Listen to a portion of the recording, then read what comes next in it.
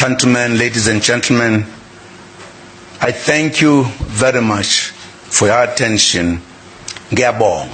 ngiyalebuga. Bayadanki.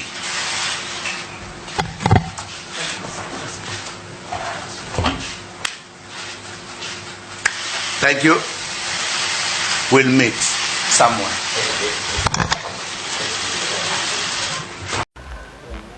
Manje ke sithi ke thina umkhonto uyozenzela khuzake benine emoyeni umgwaqo wey yozake umkhonto usiyosala uzenzela benine emoyeni umgwaqo wey njalo ke thina msholozi umkhonto sekufanele uzenzele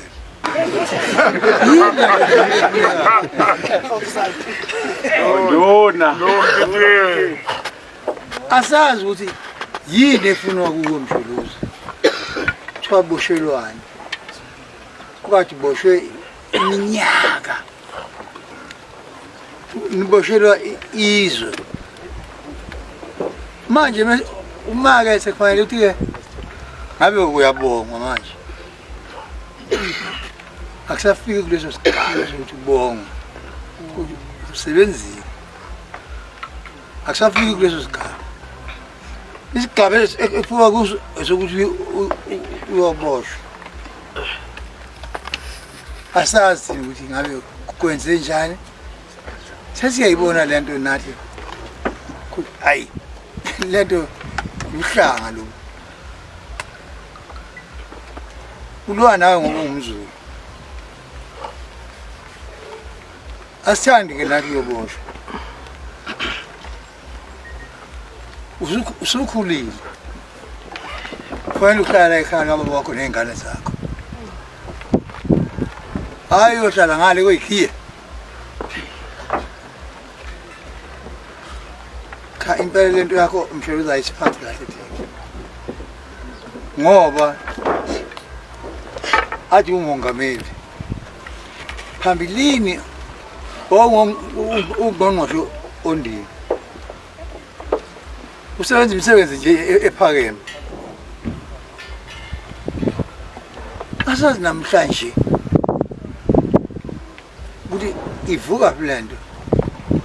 elete lokhu kulandele ngoba sizinduna nje thina usebuthweni lethu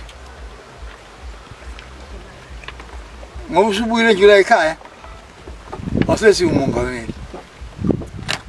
uyinsizwa nje yakwaZuma esebuthweni lami yongumdiktiyelisha ney'nduna sikuphethe manje lo ukudlalwa ngawe ayi akusiphathi kahle akusiphathi nje kahle neze ngoba asiyadli lento ukuthi isukaphi ufunwani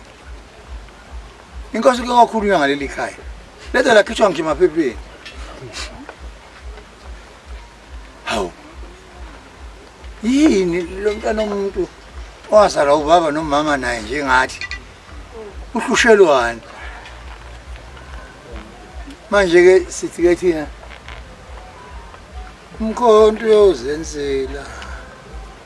khuzake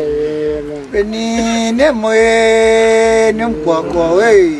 yozake umkhonto usiyosala uzenzela benine emoyeni umgwaqo wey sho njalo ke thina msholozi umkhonto sekufanele uzenzele ufuna impi manje angazi ngizothethelana nazo ezinye induna